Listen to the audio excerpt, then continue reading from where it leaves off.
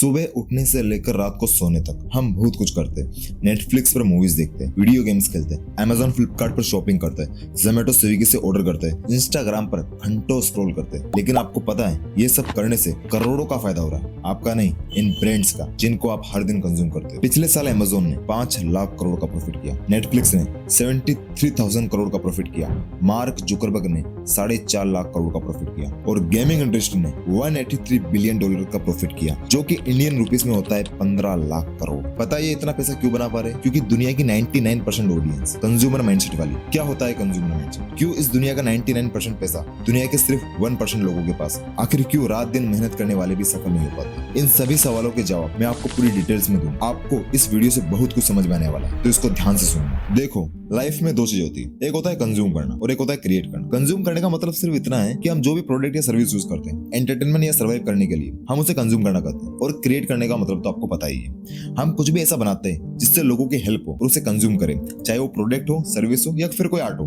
अब मेरा आपसे एक सवाल है, मुझे ये बताओ, सफल कौन होता है, क्रिएट करने वाला या कंज्यूम करने वाला? मतलब जो इस दुनिया में रेवोल्यूशन हुआ है, जिन्होंने भी इतिहास रचा है, जिन्होंने कुछ बदला है इस दुनिया के अंदर, जिन्होंने डोमिनेट किया है, उनका माइंडसेट क्या है? कंज्यूमर माइंडसेट या creator mindset? Obviously creator mindset. और आज की सबसे बुरी खबर ये है कि हम लोगों को ये पता होने के बावजूद हम कंज्यूमर माइंडसेट वाले बन चुके हैं। जेफ बेजोस, जिन्होंने अमेज़न बना के एक मैसिव क्रिएशन की, स्टीव जॉब की वजह से आज हमारे हाथ में स्मार्टफोन और कंप्यूटर। इलोन मस्क, जानते हो? लेकिन क्यों जानते हैं हम उन्हें? उनके महंगे कपड़ों की वजह से या उनके आलीशान घर की वजह से? नहीं, हम उनको जानते हैं उनके बड़े बड़े रेवोल्यूशन की वजह से। हम जानते हैं उनको स्पेस एक्स, टेस्ला या बोरिंग लिंक की वजह से। देखो, एक बात तो कंफर्म है, आप मानो या ना मानो, इस दुनिया में कोई भी व्यक्ति सफल हुआ है ना, जिससे आज हम इंस्पायर हो रहे हैं, ना तो वो हमसे ज्यादा टैलेंटेड थे, ना ही हमसे ज्यादा लकी थे और ना ही हमसे ज्यादा स्मार्ट थे। लेकिन एक चीज जो उनमें थी और आज हम लोगों में मिसिंग है, जिनकी वजह से हमारे 1 साल के प्रॉफिट और उनके 1 साल के प्रॉफिट में जमीन आसमान का फर्क है, और वो है दे आर क्रिएटर। उनको क्रिएट करना आता है, क्योंकि कंज्यूम तो कोई भी कर लेगा। किसी को भी बोल दो मैकडी में जाकर आलू टिक्की कौन खाएगा? कोई भी खा लेगा।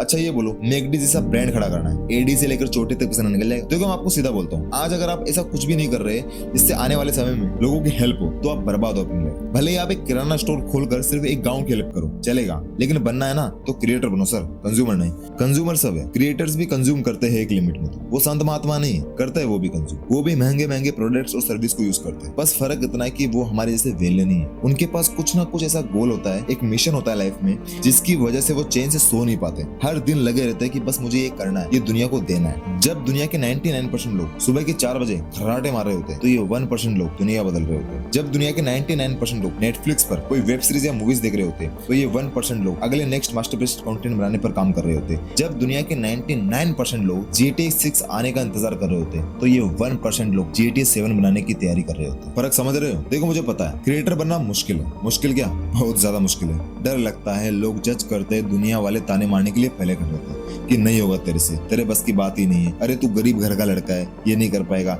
अरे तेरा कोई नेटवर्क नहीं है, ये नहीं है, वो नहीं है, फलाना ढिमकाना, निचोड़ के रख देंगे आपको नींबू की तरह। लेकिन याद रखना, 100 टन लोहा ना तो हवा में उड़ सकता है और ना ही पानी में तैर सकता है। जब ये पूरी दुनिया दावा कर रही थी, तब इन पागल लोगों ने पूरी दुनिया की सोच बदल कर रख दी। तो इसलिए आज से क्रिएटर बनने की कोशिश करो। सिर्फ प्रोडक्ट्स खरीदो मत, कोई स्टार्टअप शुरू करके प्रोडक्ट्स बनाओ। सिर्फ कंटेंट देखो मत, बनाओ। सिर्फ सर्विस यूज मत करो, कोई ऐसी स्किल सीखो जिससे तुम लोगों को सर्विस दे सको। क्योंकि ये दुनिया उन्हें याद नहीं रखती जो सबसे महंगे जूते पहनते हैं, दुनिया उन्हें याद रखती है जिन्होंने वो जूते बनाए। मैं समाप्त करता हूँ। देखो, मोटी मोटी कहानी ये है कि मैं नहीं चाहता कि आप 10 साल बाद में एक एवरेज इंसान बन के रह जाओ। तो इसलिए अब ये वेलापन, आलसीपन, कंज्यूम करना, ये मूवी देख लूं, वो मूवी देख लूं, ये कर लूं, वो वीडियो गेम खेल लूं, ये खेल लूं, ये सब कचरे में डालो। थोड़ा शांति से बैठो, 10-15 मिनट, ज्यादा नहीं बोल रहा मैं आपको, 10-15 मिनट पेन पेपर लेकर बैठो और लिखो कि आप 10 साल बाद में अपने आप को कैसा देखना चाहते हो, क्या करना चाहते हो इन 10 सालों में आप। और लिखो उसमें ऐसी कौन सी वो एक चीज होगी जो आपके मरने के बाद भी दुनिया आपको याद रखे। देखो दोस्तों, जिंदगी आपकी है तो फैसला भी आपका है, या तो बना दो या बिगाड़ दो।